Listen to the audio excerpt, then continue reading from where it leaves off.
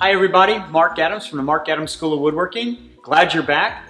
We have this great opportunity this year to take time and interview some of these people who teach for us that literally have helped our program become what it is today. And today it's my privilege and my honor to introduce Grit Laskin.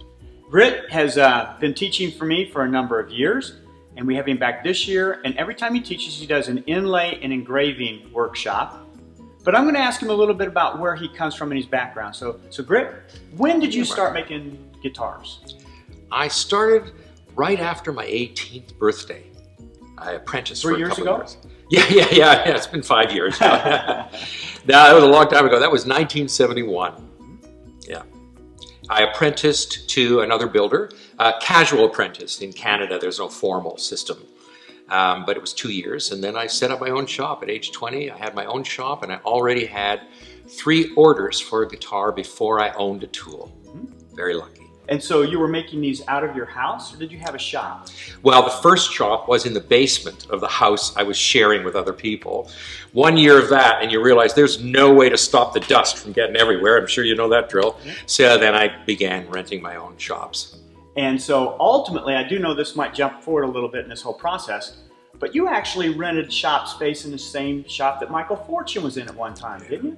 Well, almost. We were working together with a small group. We had met each other on arts boards, and I've known Michael for years. And we were looking for a building we could buy together and divide it up into our own studios. And when we were looking at that moment, prices were going crazy in Toronto. We gave up, and Michael eventually then left town, decided he needed a size of space he couldn't even find in the city anymore.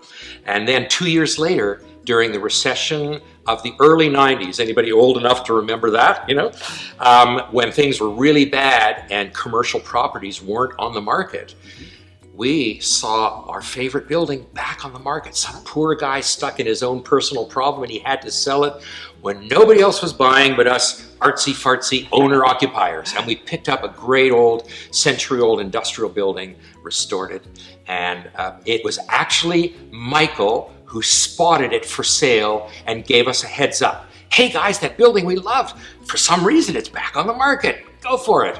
That was Michael. And so that's where it started. So you moved into a building. Yeah. Your guitar making obviously started to take off, and you started to make a lot more. Yeah. The thing that I think is so great about your work is not only the guitar, the sound of the guitar, the fact that you're a singer, that you own your own recording label, but then of course you're engraving. So let me back up and take some of those step by step. Sure. I think what's really interesting about the development of your guitars is they are world class, absolutely world class. They are played by players all over the world. Indeed. But you've also done some very innovative things with your guitars that are yours, that you innovated, that now we see across the board in almost every guitar maker. Yeah. Can you tell me about one or two of those ideas that you've incorporated into the guitar? Yeah, happy to, Mark. So one of them is this you see right here, this bevel on the edge where the arm comes around. I call it the armrest. It's something to ease right shoulder strain, and also those blood feeds to hands which you overstress, which all musicians or anybody who works with their hands can sometimes overstress. It eases that. I also have one where it's against the rib cage if you sit when you play, called bevels. And now you're right, in the luthier world, the hand-built world especially, you see it everywhere, and now I have seen 2 manufacturers beginning to incorporate it. Really?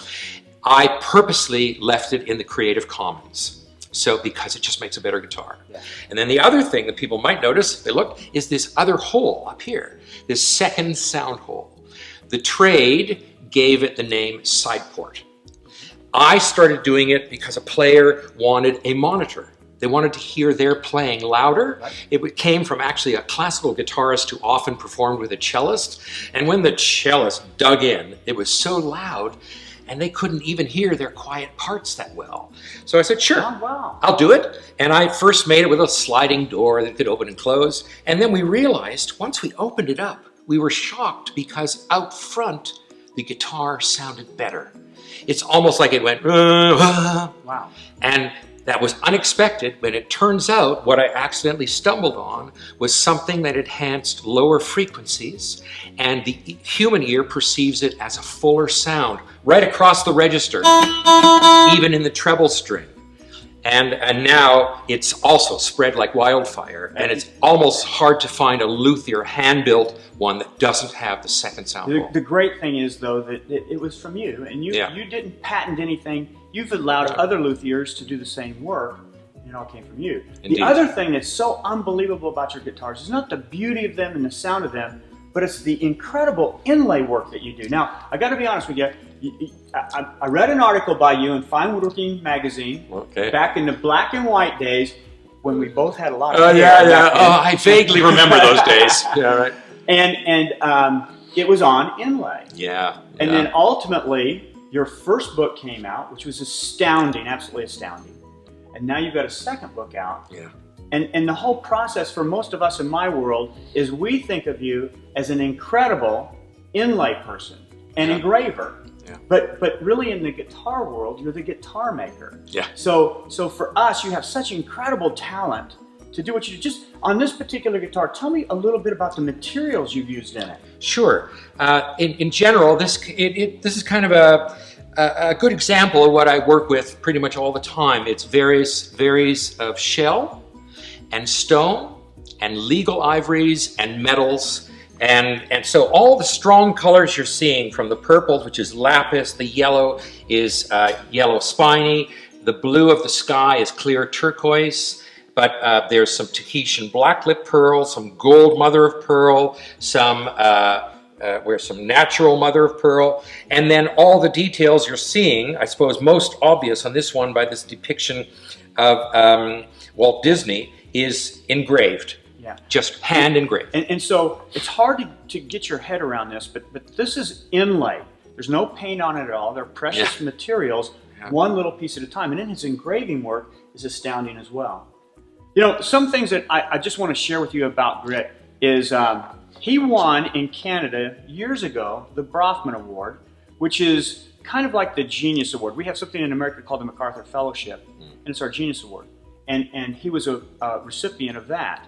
But one step further, a few years ago, he also won the Order of Canada, which is the highest civilian honor given in that country, and the only luthier ever to win it. Correct. And it's just absolutely remarkable that somebody in the world of craft that we know that is at that level takes time to come and spend time with us, share what he knows. He's a brilliant craftsman. He's a brilliant artist. He's a brilliant technician.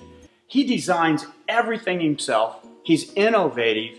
And the only place where you get to see him is right here with us. That's true. This is the only place I regularly teach. Now, if somebody wants to learn a little bit more about you, where can they go? Do you have a web page? I do have a website, williamlaskin.com. I should mention William's my real name. Oops, it's out. Grit's a nickname I've had since a kid, but that's another story, right? And you know what? On that other story, I feature Grit in my book, The Difference Makers, the 4th generation, and I actually tell you the story of how that nickname came about. Okay, so they'll wait for the book. But I don't know that I tell it the same way you do. I might have given it a different way. I'll get a copy and I'll read and I'll let you know. Okay. But I love coming to this school for this guy. Well, there you go. It's wonderful to have you here, Grit. Thank you very much. Hey, stay tuned. We've got a lot more people we're going to be interviewing this summer. Love to have you back. Hey, so anyway,